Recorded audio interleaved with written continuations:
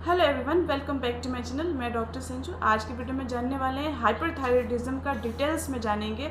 Video को and तक बने रहेगा। अगर मेरे चैनल पे आप नए हैं तो लाइक सब्सक्राइब शेयर जरूर करिएगा। तो ये मेरे हाथ में क्या है, तो चलिए इससे पहले हाइपरथायरॉयडिज्म का डिटेल्स में जान लेते हैं।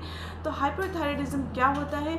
आपका ब्रेन, सपोज यहाँ ब्रेन रहता है, एग्जाम्पल के तौर पर मैं समझा रही हूँ। आपके ब्रेन यहाँ पे है और इसके नीचे, यहाँ से नीचे आएंगे तो यहाँ पे पिट्यूटरी ग्लैंड होता है और नीचे आएंगे तो थायराइड ग्लैंड होता है गले में सामने एंटेरियर पोर्शन में। तो ये बटरफ्लाई शेप का होता है, राइट एंड लेफ्ट में होता है। ये इस तरह का थायराइड ग्लैंड होता है। तो ये तीनों चीज़ मैं क्यों बता रही हूँ, क्योंकि आपके ब्रेन जो है रेगुलेट करता है थायराइड रेगुलेटिंग हार्मोन को, और यहाँ से जो हार्मोन निकलता है ये पिट्यूटरी ग्लैंड छोटा सा होता है, देखिए ये यहाँ सामने रहता है। तो इसके एंटेरियर पोर्शन पे ये स्टिमुलेट करता है, तो वहाँ से निकलता है थायराइड स्टिमुलेटिंग हार्मोन। पहले तो ब्रेन से TRH निकला, थायराइड रेगुलेटिंग हार्मोन। अभी पिट्यूटरी ग्लैंड पे आया है तो थायराइड स्टिमुलेटिंग हार्मोन निकला। अब ये स्टिमुलेट किया किसको? थायराइड ग्लैंड को। तो इस थायराइड ग्लैंड में दो हार्मोन जो होता है, और भी हार्मोन्स होते हैं, बट थायराइड ग्लैंड में T3 और T4 हार्मोन होता है, जो कि आपकी बॉडी में कई तरीके का फंक्शन का काम करता है। तो ये T3 को जो है थायरोआयोडाइन बोलते हैं और T4 को जो है थायरोक्सिन बोलते हैं। तो ये इस थायराइड हार्मोन का काम क्या है, सबसे पहले उसको समझ लेते हैं। तो ये थायराइड हार्मोन आपके बॉडी में जितने भी जो है मूवमेंट का काम हो या फिर मेटाबॉलिज्म का काम हो, उसको ये रेगुलेट करता है, या फिर आपके ब्रेन फंक्शन को रेगुलेट करता है। अब ये हाइपरथायरॉयडिज्म कब बोलते हैं? जब इसमें T3 और T4 नाम का हार्मोन जो होता है आपकी बॉडी में बढ़ जाता है और TSH का लेवल लो हो जाता है, तो इसे बोलते हैं हाइपरथायरॉयडिज्म। इसका कारण बहुत सारे हैं, इसको वन बाय वन जानेंगे। तो इसके सबसे पहले कारण जो होता है अननोन होता है, मतलब कारण पता ही नहीं चलता है, और दूसरी कारण जो होता है जेनेटिक्स होता है। अब ये प्रॉब्लम हाइपरथायरॉयडिज्म का मतलब आपकी बॉडी में इस हार्मोन का बढ़ जाना, ये दिक्कतें आपके इस ग्लैंड से हो सकता है, या फिर इस जो पिट्यूटरी ग्लैंड था इसमें हो सकता है, या आपके ब्रेन में प्रॉब्लम हो सकता है, जिसके वजह से ये हार्मोन बॉडी में ज़्यादा बढ़ सकता है। नॉर्मली ये नॉर्मल कंडीशन में रहता है, लेकिन एबनॉर्मली जब कुछ बॉडी फंक्शन में डिस्टर्बेंस होता है तो ये हार्मोन बहुत ज़्यादा बढ़ने लगता है। तो इस हार्मोन का काम आपके बॉडी में है मेटाबॉलिज्म का, यानी कि आप कुछ भी खा पीते हैं तो उसमें से न्यूट्रिएंट एटीपी सिंथेसिस करता है, एनर्जी प्रोड्यूस करता है, और मूवमेंट में भी हेल्प करता है, और साथ ही साथ आपके ब्रेन फंक्शन में भी हेल्प करता है। तो अब इसका कोई भी कंडीशन से इसका लेवल अगर बढ़ जाए तो बॉडी में क्या क्या कारण हो सकता है, क्या क्या सिम्टम्स और लक्षण प्रोड्यूस करेंगे, तो उससे पहले इसके कुछ कारण जान लेते हैं। सबसे पहले कारण जो होता है अननोन होता है, इसका पता ही नहीं चलता है किस लिए होता है। दूसरी कारण जो होता है जेनेटिक्स होता है, यानी आपके माता पिता को हो या फिर आपके ग्रैंडफादर या ग्रैंड मदर को हो रखे हैं, उसके वजह से भी हो सकते हैं। तीसरी, इसमें जो मोस्ट कॉमनली देखा जाता है ग्रेव्स डिजीज़ जो होते हैं, एक पर्सन के नाम पे ग्रेव्स डिजीज़ दिया गया है। ग्रेव्स डिजीज़ में क्या होता है ना कि इसी हार्मोन जो थायराइड स्टिमुलेटिंग हार्मोन होता है उसका एंटीबॉडी बन जाता है, यानी कि उसका एंटीबॉडी बनने की वजह से उसके अगेंस्ट में वो काम करने लगता है और बहुत ही ज़्यादा जो है थायराइड हार्मोन का सिंथेसिस को बढ़ा देता है, जिसके वजह से हाइपरथायरॉयडिज्म हो जाता है। तो मोस्ट कॉमनली ग्रेव्स डिजीज़ की वजह से होता है। दूसरी कारण जो होता है गोइटर, यानी कि गले का इनलार्जमेंट, मतलब जो ग्लैंड होता है वो बढ़ जाता है, जो कि हिंदी टर्म्स में कॉमनली जो है घेंघा करके बोला जाता है, जो कि आपके गले में जो थायराइड ग्लैंड होता है वो बढ़ जाता है। गोइटर की कंप्लेन हो सकते हैं। तीसरी बात, इस ग्लैंड में जो यहाँ पे थायराइड ग्लैंड है इसमें सूजन हो सकता है, थायरोडाइटिस कहते हैं। चौथी बात, इसमें कोई बेनाइन ट्यूमर बना है, कुछ गांठ बना है, नोडुलर बने हैं, उस केस में भी इसका हार्मोन बढ़ सकता है, T3 T4 का लेवल बढ़ सकता है।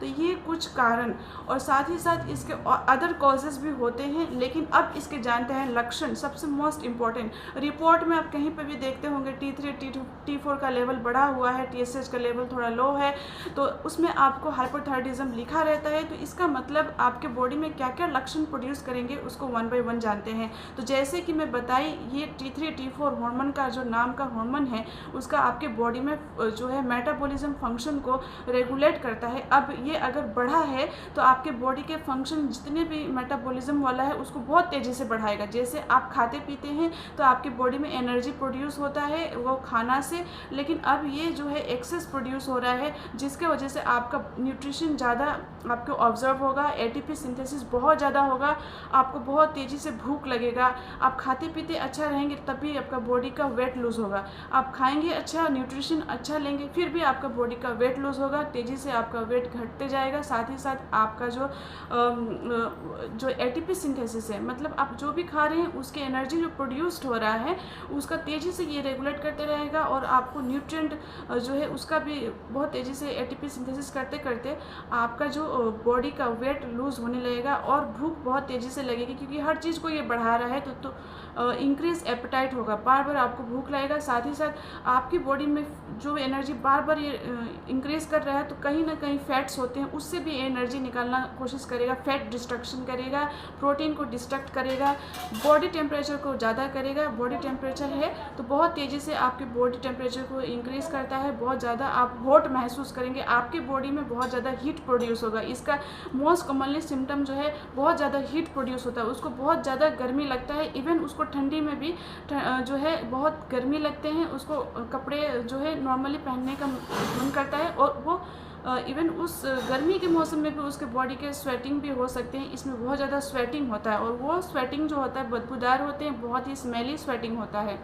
इस पर्सन को जो है बहुत तेज़ी से हर चीज़ में बढ़ा जाता है, इसको नींद नहीं आती है, साथ ही साथ उसके मेंटल डिस्टर्बेंस भी हो सकते हैं, स्किज़ोफ्रेनिया जैसे बीमारियों का लक्षण आ सकते हैं। इवन उसका टेस्ट बड भी इंक्रीज़ होता है, और पेरिस्टोल्टिक मूवमेंट, कभी कभी उसके पेट का डाइजेशन डिस्टर्ब हो जाएगा, उसको डायरिया बार बार हो सकते हैं, बाइल सॉल्ट उसके बॉडी में ज़्यादा बन सकते हैं, और हाँ उसके पल्स रेट भी बहुत ज़्यादा इंक्रीज़ होते रहता है, मतलब कि पल्स रेट बहुत हाई होता है, और ट्रिमर प्रोड्यूस हो सकते हैं, यानी कि कंपन होने लगेंगे, कभी कभी हाथ पैर या कहीं पे कंपन हो सकते हैं। रिप्रोडक्टिव ऑर्गन में अगर फीमेल को हुआ है तो उसमें उसके मेंसेस जो होते हैं इरेगुलर हो सकते हैं, कभी मेंसेस एब्सेंट हो सकते हैं, एमेनोरिया हो सकता है, या मेंसेस हो रहे हैं तो उसमें बहुत तेज़ी से ब्लीडिंग होता है, मतलब बहुत ज़्यादा ब्लीडिंग होता है। ओवरी फंक्शन डिस्टर्ब हो सकता है, फीमेल को, महिला को इनफर्टिलिटी यानी कि बांझपन हो सकते हैं। साथ ही साथ लैक्टेशन के टाइम पे मिल्क, अगर वो माँ अपने बच्चों को दूध पिलाती है तो उस केस में भी उसके मिल्क प्रोडक्शन बहुत तेज़ी ज़्यादा होता है। और कभी कभी बोन मेरो में आप आरबीसी जो खून का जो सेल्स होते हैं बोन मेरो में, उसमें सेल्स बढ़ने लगेंगे, जिसे पॉलीसाइथेमिया कहते हैं, और इस तरीके से स्ट्रोक वॉल्यूम भी इंक्रीज़ होगा, आपके हार्ट पे भी प्रॉब्लम हो सकता है। तो इसका एक अच्छा इलाज करना चाहिए, और इसमें जो है कुछ टेस्ट कराना चाहिए, जैसे ब्लड टेस्ट कराते हैं तो उसमें आपको जानकारी मिलती है T3 T4 का लेवल कितना है, TSH का लेवल कितना है। ग्लैंड में अगर कुछ नोडुलर बने हैं यानी कि कुछ गांठ बन रहे हैं थायराइड ग्लैंड में, तो अल्ट्रासोनोग्राफी वगैरह कराते हैं। साथ ही साथ कुछ टेस्ट आपके बॉडी में जो है कराया जाता है, जिसके जांच के थ्रू पता चलता है। तो ये कुछ डायग्नोसिस परहेज में जो है। और हाँ, एक मेन सिम्टम्स आप पहचानना चाहते हैं पर्सन को हाइपरथायराइडिज्म का, कॉमनली जो सिम्टम्स देखने को मिलता है, वेट लूज होगा, पसीना बहुत होगा, उसके स्किन मॉइस्ट रहेंगे, मतलब गीला गीला मॉइस्ट रहेंगे, और बहुत हॉट रहेगा, वार्म स्किन रहेंगे, मतलब गर्म सा उसको महसूस होता है। पेट में डिस्टर्बेंस, डायरिया हो सकते हैं, और उसको बहुत थकावट महसूस होगा, मसल्स वीकनेस हो सकते हैं। इस टाइप के सिम्टम्स आ रहे हैं तो डेफिनेटली आपको ये टेस्ट कराना चाहिए हाइपरथायराइडिज्म का। तो इसके कुछ इन्वेस्टिगेशन, कुछ कॉजेज जान लिए। होम्योपैथिक सॉल्यूशन बहुत ही इफेक्टिव जानते हैं। सबसे पहले नंबर 1 पे हम लोग इसमें जानेंगे आयोडम के बारे में। आयोडम एक ऐसी होम्योपैथिक सॉल्यूशन है जो कि जितने भी लक्षण है हाइपरथायराइडिज्म का उसमें वो देखा जाता है। स्वेटिंग होना, पसीना आना, थकावट लगना, वेट लूज होना, पेट गड़बड़ी होना, डायरिया होना, कार्डियक एक्टिविटी बढ़ जाना यानी कि स्ट्रोक वॉल्यूम बढ़ना, पल्स रेट बहुत हाई होना, पसीना बहुत होना, स्मेल करना, और ये सारी चीज़ें जो होता है, हॉटनेस होना, बहुत ज़्यादा वार्म फील करना, हॉट होना, तो ये सारी चीज़ें जो है आयोडम में मिलता है। तो इसके लोअर पोटेंसी में ही लेना शुरू करेंगे, देन आफ्टर आपके डॉक्टर बताएंगे कि इसका पोटेंसी कितने तेज़ी से बढ़ाना है या घटाना है। नेक्स्ट मोस्ट इम्पॉर्टेंट मेडिसिन की बात करें, थायरोडिनम।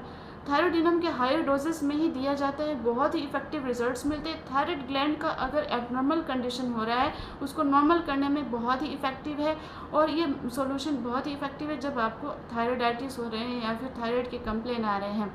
नेक्स्ट मेडिसिन की बात करें, नेट्रम्यूर। नेट्रम्यूर एक ऐसी इफेक्टिव मेडिसिन है जबकि इसका सिम्टम्स उसमें मैच करता है, वेट लूज होता है उसमें, और उसमें जो है थायराइड इनलार्जमेंट हो जाता है, थायराइड ग्लैंड का इनलार्जमेंट होता है, पर्सन को सॉल्ट डिज़ायर बहुत रहता है, इस टाइप के कंप्लेन आ रहे हैं तो डेफिनेटली नेट्रोम्योर बहुत ही इफेक्टिव मेडिसिन है, 30 पोटेंसी में लेना होगा। नेक्स्ट मेडिसिन की इसमें बात करें फुकस वर्सिकुलोसिस मदर टिंक्चर, ये बहुत ही इफेक्टिव मेडिसिन है। पर्सन बहुत ज़्यादा मोटा है, ओबीस पर्सन है, साथ ही साथ उसको नॉन टॉक्सिक गॉइटर हुए हैं, यानी कि उसके ग्लैंड में सूजन आ गए हैं बट नॉन टॉक्सिक है, बेनाइन है या फिर सूजन आ गए हैं, तो बहुत ही इफेक्टिव मेडिसिन है। इनलार्ज्ड हो गए हैं, अगर गले का ग्लैंड इनलार्ज्ड हो गए हैं तो फुकस वर्सिकुलोसिस मदर टिंक्चर इफेक्टिव सॉल्यूशन है। इसको मदर टिंक्चर में आपको लेने पड़ेंगे, आपके डॉक्टर बताएंगे इसका डोजेस कैसे लेने हैं। तो इस तरीके से एक पेटेंट मेडिसिन रैक्वेक का R51 आता है जो बहुत ही इफेक्टिव मेडिसिन है, थायराइड ग्लैंड के कंप्लेन में इसका सॉल्यूशन बहुत ही इफेक्टिव रिजल्ट्स देता है। तो आज के वीडियो में हम लोग कुछ होम्योपैथिक सॉल्यूशन जाने और इसका कुछ परहेज में आप जैसे कि आप कंजर्वेटिव ट्रीटमेंट भी कर सकते हैं, अपनी एक्सरसाइज योगा को मेंटेन रखें, जो है वाटर क्वांटिटी को बढ़ाएं, साथ ही साथ नॉर्मल स्लीप लें, न्यूट्रिशियस डाइट लें और अपना एक हेल्दी लाइफस्टाइल को मेंटेन रखें। और साथ ही साथ इसके कुछ होम्योपैथिक मैनेजमेंट में भी बता ही दी, आपके डॉक्टर के सजेशन में, उनके कंसल्टेशन में आप अपने डॉक्टर से बताएंगे तो आपको ये सजेशन करेंगे और एक इफेक्टिव रिजल्ट्स आपको देखने को मिलेंगे। So that's all for today. I hope ये वीडियो आपको हेल्पफुल लगा होगा। If it is then please like, subscribe and share and then take care. And yes, कोई भी मेडिकेशन अपने डॉक्टर से कंसल्ट करने के बाद ही लें। Take care, bye bye, thank you.